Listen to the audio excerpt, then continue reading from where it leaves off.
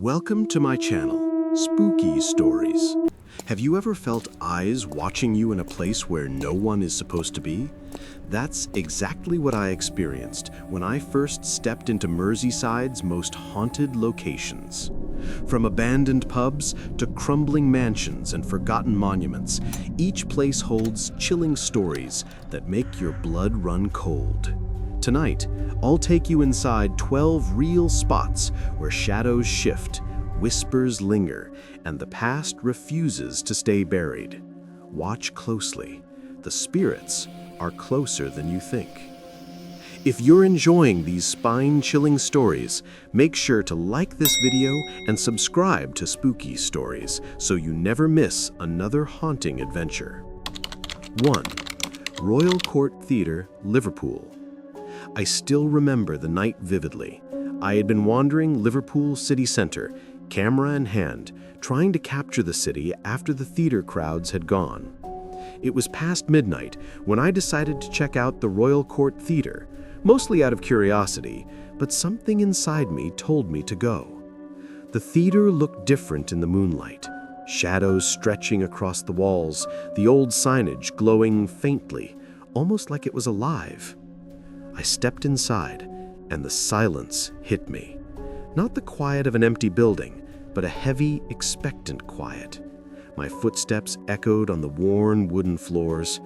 Every time I moved, it felt like the old walls were breathing, watching. I wandered down a side corridor near the stage. The air colder here, thicker, my breath fogged in the dim light. Then, out of nowhere, a soft whisper brushed past my ear.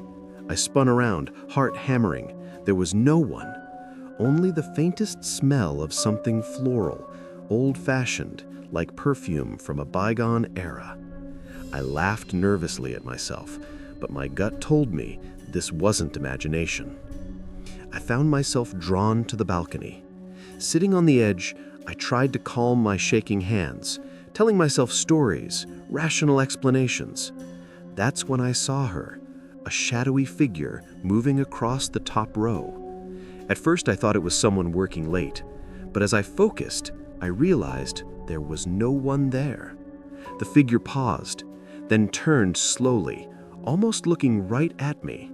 My chest tightened.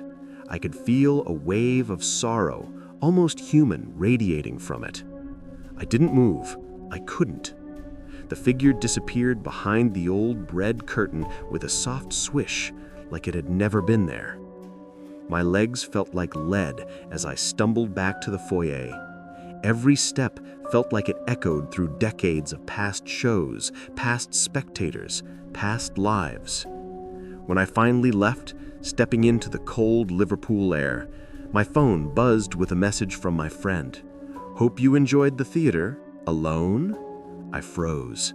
I knew then I had experienced something real, something tied to the countless people who had walked these halls before me. I wasn't just visiting a building. I had crossed paths with history, with lingering spirits, and I felt it. The Royal Court Theatre keeps its secrets close.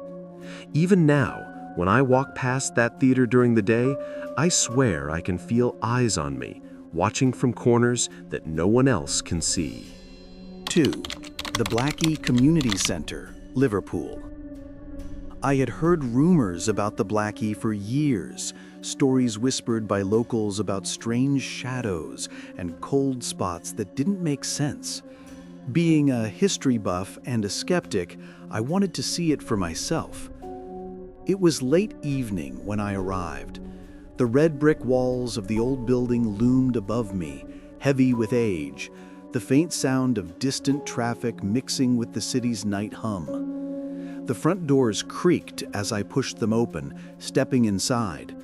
The main hall was silent, the echoes of old music and laughter from decades past lingering like a faint perfume. My footsteps seemed unnaturally loud against the wooden floor. I couldn't shake the feeling that the building was aware of me, watching. I wandered through the narrow corridors, my camera light catching peeling paint and faded posters from decades ago. At one corner, a sudden chill swept past me, so cold that I could see my breath. I laughed nervously, blaming the draft, but a part of me knew this was different. It wasn't the wind.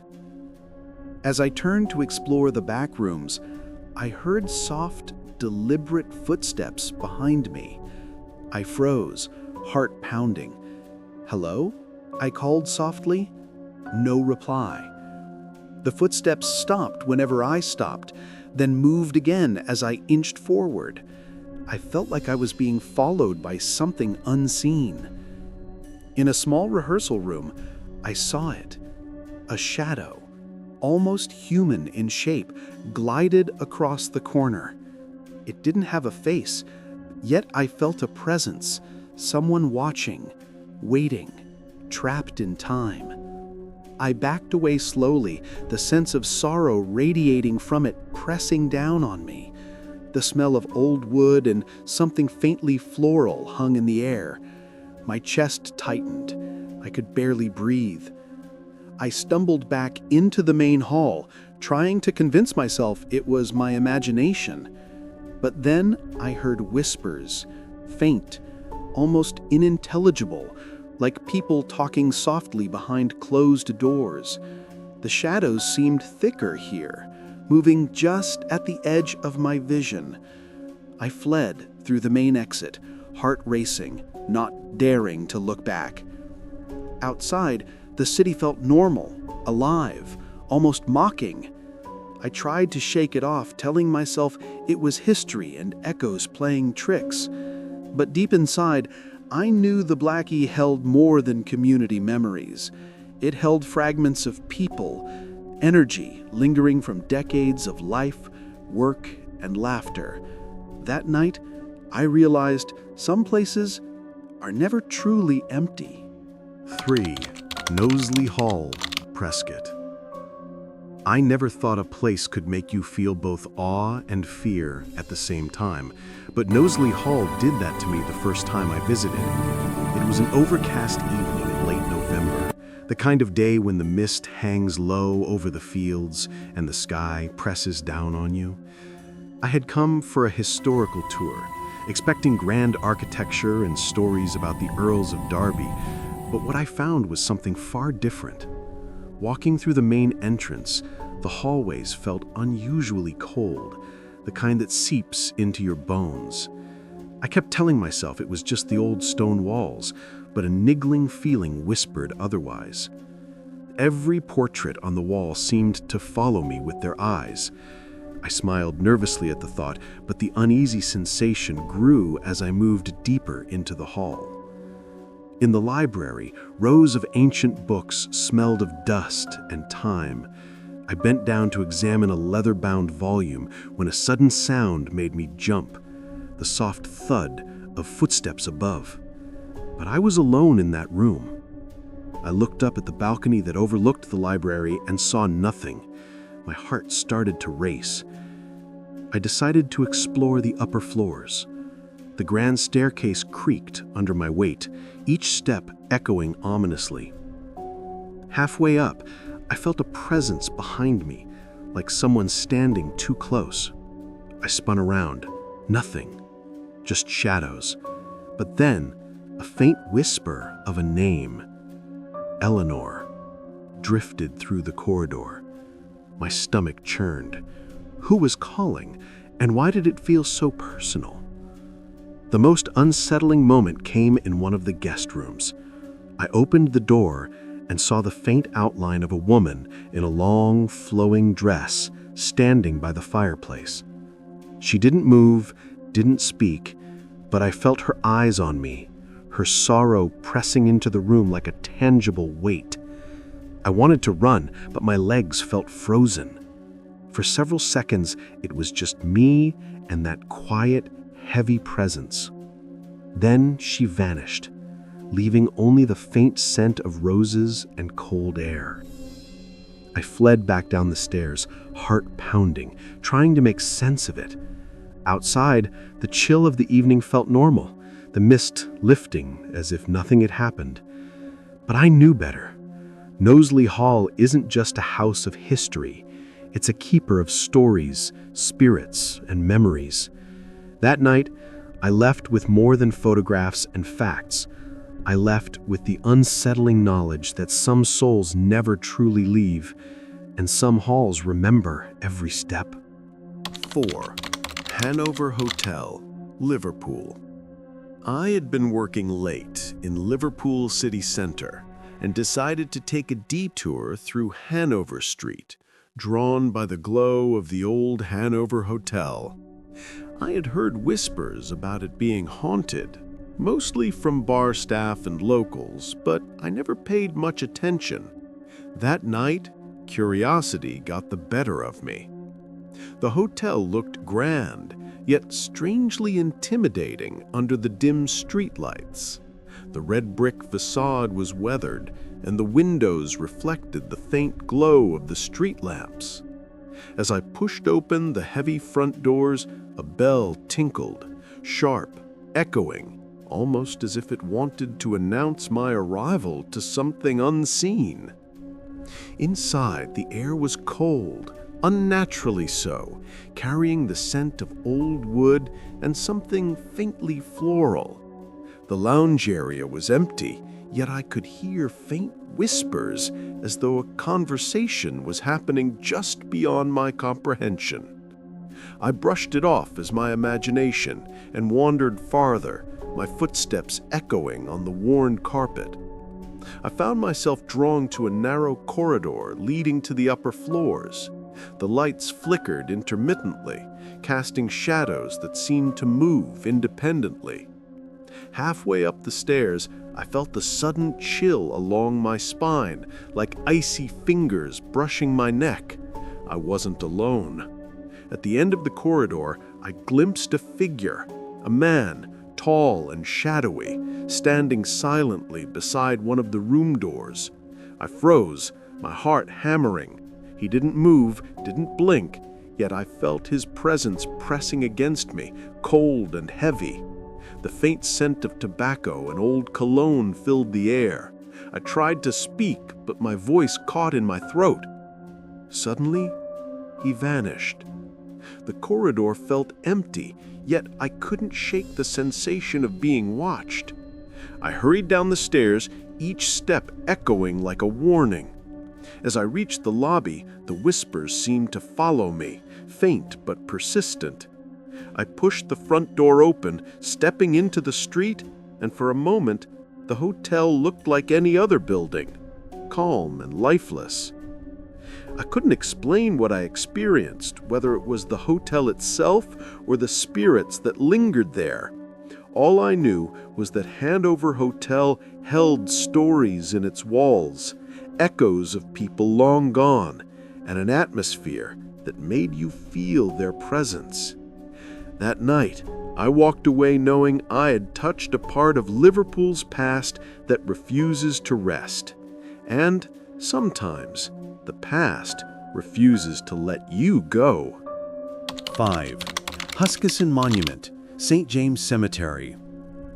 It was a foggy evening in Liverpool, the kind where the streetlights barely cut through the thick mist.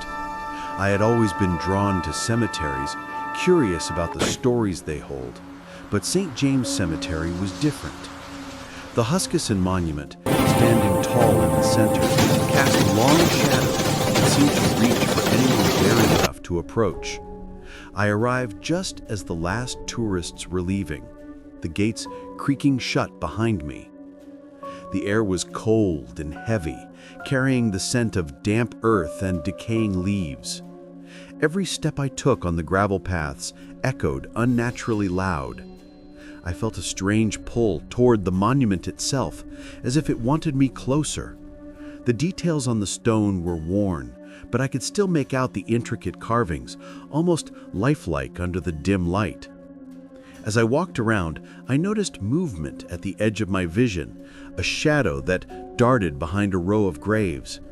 I paused, heart pounding, telling myself it was just the fog playing tricks, but then I heard it. Soft, deliberate footsteps, echoing on the old stone path. I spun around. No one. Just the monument, looming silently. I decided to climb the small steps leading to the base of the monument. That's when I felt it, a cold presence, like icy fingers brushing my shoulder. I froze, unable to move, my breath catching in my throat. The hair on my arms stood on end. A whisper floated through the mist, almost a name, William. My mind raced. Huskisson, the famous statesman, or someone else entirely tied to this place? I glanced down the path and saw a faint figure standing near a grave obscured by the fog. It was tall, dressed in black, motionless, watching me. My instinct screamed to run, but my legs refused. I could feel a wave of sorrow radiating from the figure, a weight pressing down on the cemetery itself. Suddenly, the figure vanished. The silence returned, but it felt heavier now, like the cemetery had exhaled and settled into its eternal watch. I hurried toward the gates, my heart racing, feeling the eyes of the past following me until I was safely back on the city street. Even now, when I think of Huskisson Monument and St. James Cemetery, I can feel that cold, sorrowful presence lingering in the corner of my mind. I went there to expect history and quiet reflection, but I left, understanding that some souls never truly rest, and some monuments are more than stone. They are memory, grief, and a story that refuses to fade. 6. Sefton Park Iron Bridge, Liverpool. It was a chilly evening when I decided to take a walk through Sefton Park. The sun had already dipped below the horizon, leaving the lake and trees shrouded in shadow. I had always loved this park during the day, but tonight I was drawn specifically to the old iron bridge that arched over the water. Its rusted frame creaked slightly in the wind, and the dim glow from the nearby lamps barely illuminated the path. As I approached the bridge, a strange unease settled over me. The air felt thicker here, heavier, as if the park itself was holding its breath. My footsteps echoed off the metal, and the usual sounds of waterfowl and distant traffic seemed muted. I paused midway across, looking at the rippling reflection of the bridge in the dark water. That's when I felt it, a sudden chill, like icy fingers brushing the back of my neck. I turned sharply, expecting to see someone, but the bridge was empty. Just the soft lapping of water against the supports. Then I heard it, the faint sound of footsteps behind me, slow, deliberate, echoing on the iron. My pulse quickened. I called out, "Hello?" But no reply came. The footsteps stopped whenever I stopped, then started again as I moved forward. A low whisper followed me, almost a sigh, carried by the wind. It was impossible to tell what was said, but it sounded sorrowful, desperate. I reached the center of the bridge and froze. Across the water, a shadowy figure appeared, standing perfectly still near the path. Its features were blurred, but the feeling it gave me, watching, waiting, trapped, was undeniable. I tried to move, but my legs felt heavy. Every instinct screamed to run. The figure shifted slightly, and I felt the faintest touch of cold air on my cheek, like a ghostly breath. Then, as suddenly as it appeared, it vanished into the mist. My heart raced, and I barely managed to step off the bridge, not daring to look back. When I reached the park exit, the city's normal night sounds returned, as if nothing had happened. But I knew better. That iron bridge carries the weight of unseen stories, lingering energy from those long gone, and memories of moments that refuse to fade. Even days later, I can't walk past Sefton Park without glancing at the bridge, half expecting to see that shadow waiting, patient and eternal.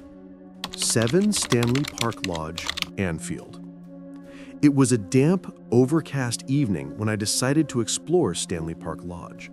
The city felt quiet, almost holding its breath, and the old lodge stood at the edge of the park, dark and imposing.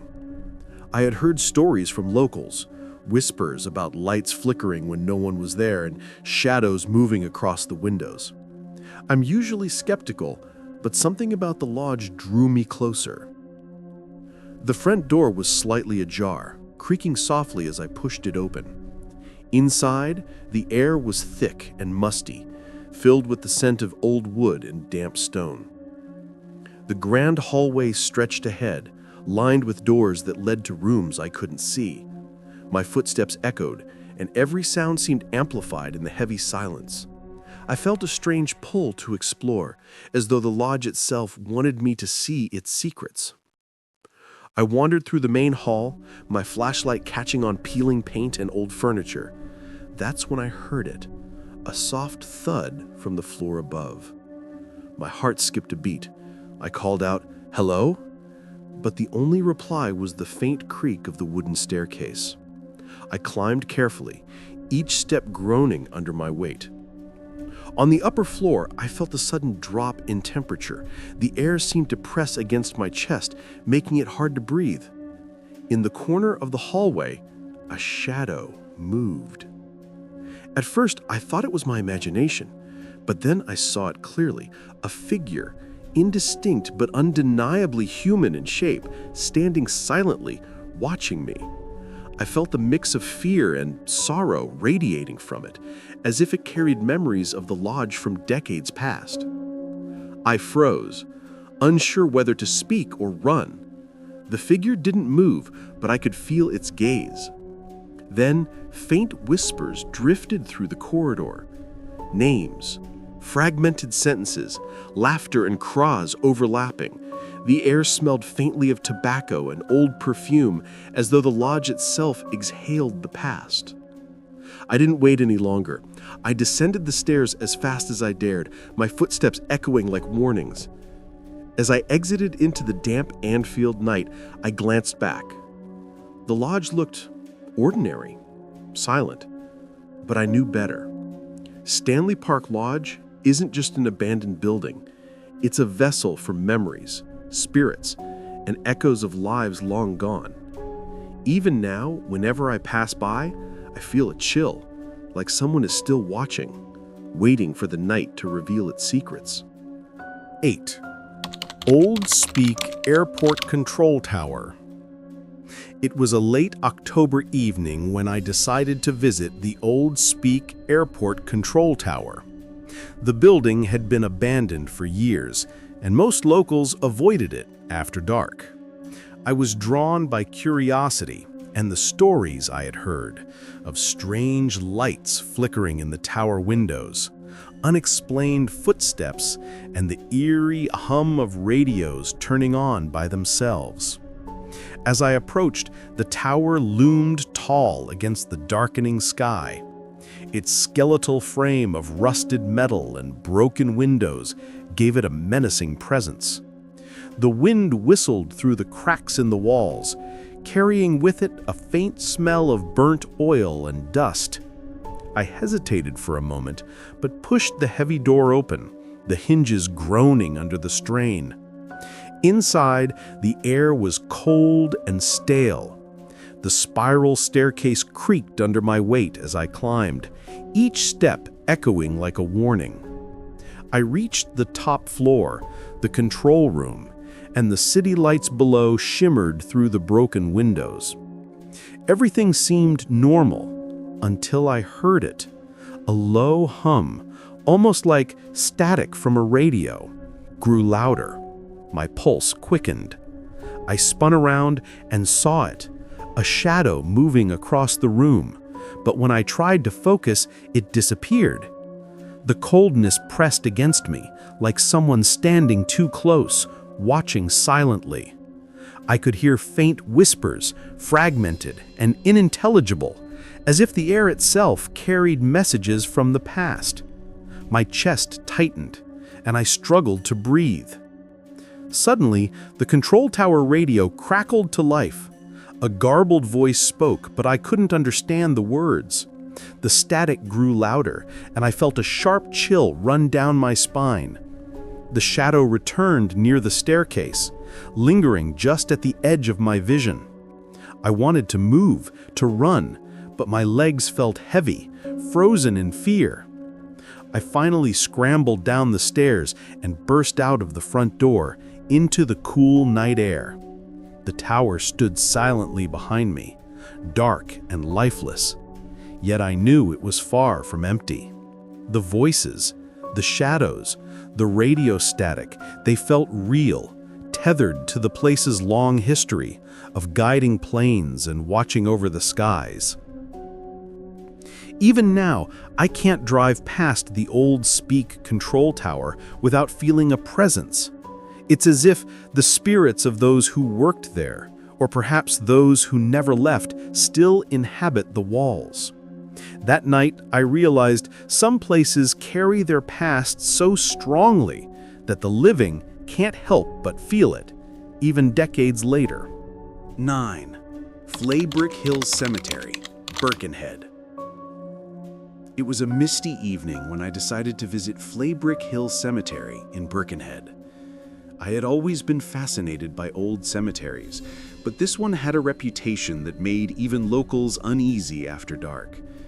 The gates were tall and wrought iron, slightly rusted, and they creaked as I pushed them open.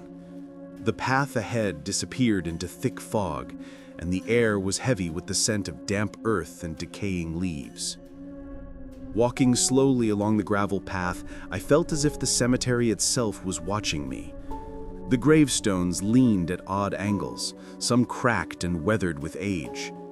Each step I took echoed unnaturally loud in the silence. I tried to tell myself it was just the quiet of the night, but an uneasy sensation pressed against me, like the weight of unseen eyes. I wandered toward one of the older sections, where statues of angels and mournful figures loomed over the graves. That's when I noticed a shadow moving in the corner of my eye. A figure standing near a large tomb, motionless. My heart pounded. I tried to focus, but it seemed to vanish whenever I turned toward it. The air grew colder, and I could see my breath fog in front of me. I felt a sudden brush along my arm, as if someone had walked past me too closely. I spun around. No one was there. My pulse raced, and I realized I was not alone. Faint whispers floated through the fog, words I couldn't make out but carried a strange urgency. It sounded like people speaking softly to one another, yet the cemetery was supposed to be empty. I approached the center of the cemetery, near an old mausoleum. The figure appeared again, a tall shadow just beyond the edge of my vision. It didn't move, but I could feel its presence pressing down, heavy and sorrowful. I could almost sense its story, lives lost, grief unspoken, memories that refuse to fade. I didn't wait any longer. I hurried back down the winding paths, the mist swirling around me, echoing every footstep. When I reached the gates, I looked back once, and the cemetery seemed calm, almost ordinary. But deep inside, I knew what I had felt was real. Flaybrick Hill Cemetery isn't just a resting place for the dead. It's a keeper of stories, shadows, and lingering energy that refuses to leave. Even now, whenever I walk near that area during the day, I can feel a strange pull toward it, a whisper in the wind, reminding me that some places never truly sleep. 10. Ye Hole in Ye Wall Pub, Liverpool.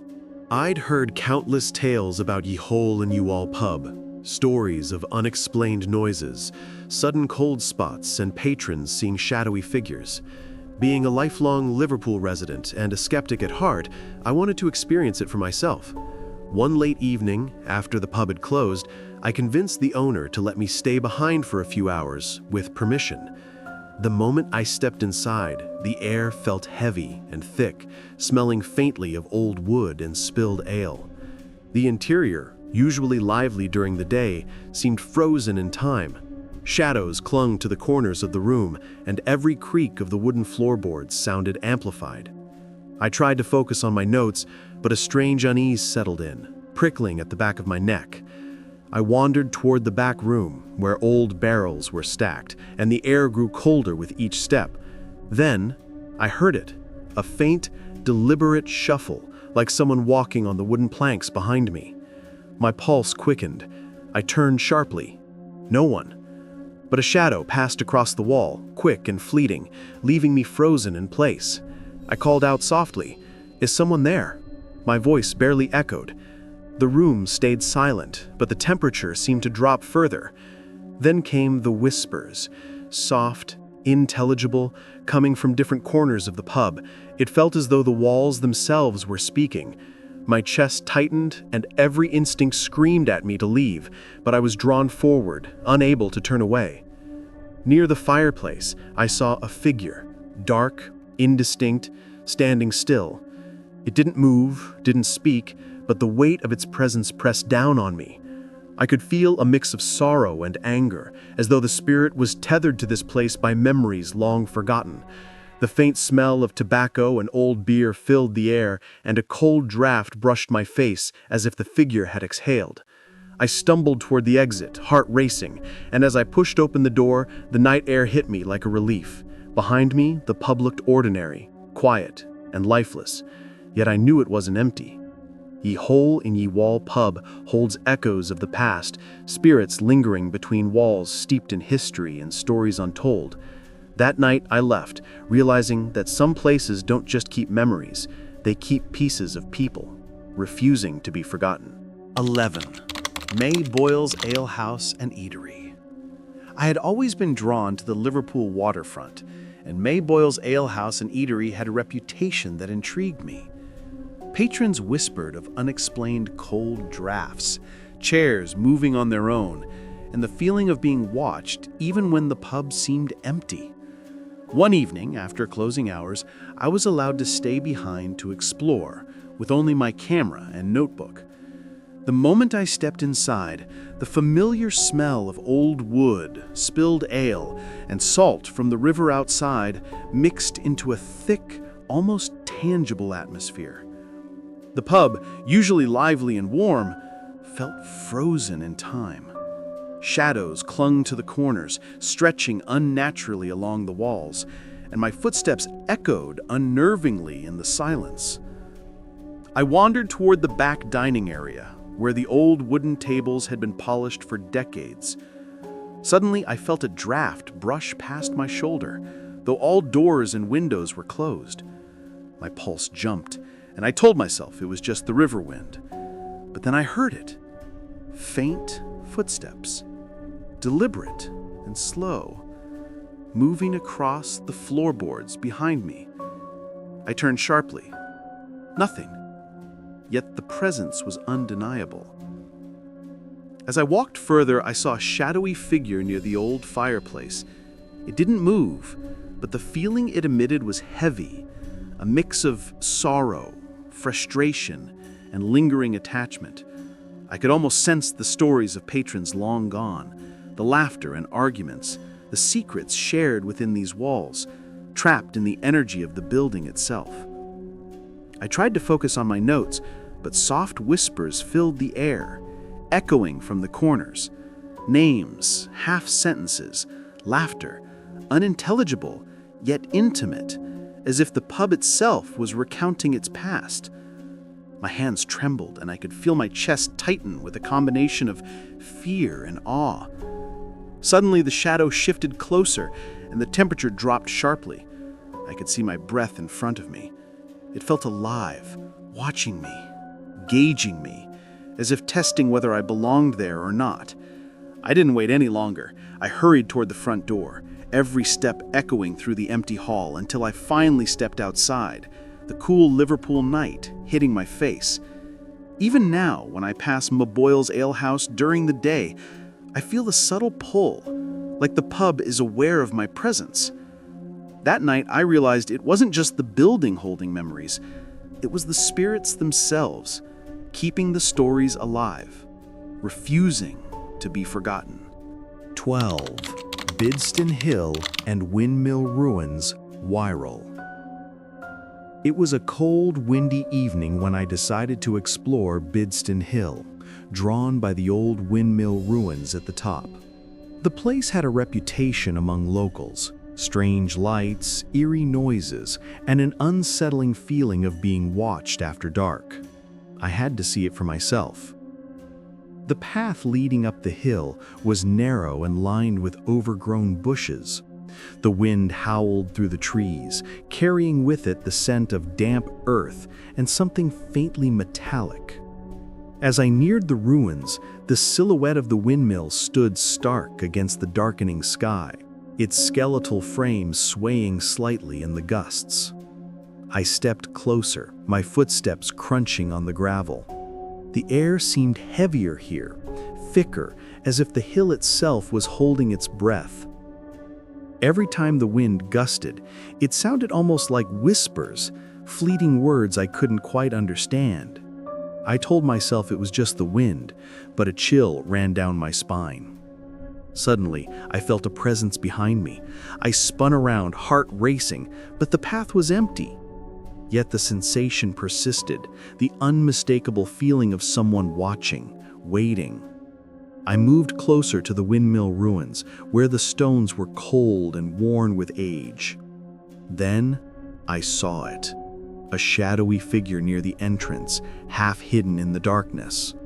It didn't move, yet I could sense it observing me, its energy heavy and sorrowful. As I cautiously stepped forward, a faint sound of footsteps echoed around me, but there was no one there. The shadows seemed to shift, stretching unnaturally, and I felt an icy draft brush my arm. The whispers returned, soft but persistent, like fragmented conversations from long ago. I froze, unable to look away. Then, from the top of the windmill, a low creak sounded, almost like a groan of the building itself. The figure shifted slightly, as if acknowledging my presence. I felt an overwhelming mix of fear and awe, realizing that this ruin wasn't abandoned in the true sense. It was alive with memories, with echoes of people long gone, and the spirits that refused to leave. I didn't wait any longer. I ran down the hill, heart pounding, glancing back only once. The windmill ruins stood silently, menacing yet mournful, shrouded in mist. Even now, whenever I pass Bidston Hill, I feel a pull toward those ruins, a whisper in the wind reminding me that some places carry the past so strongly it lingers, patient and eternal. Thank you for joining me on this chilling journey through Merseyside's most haunted places.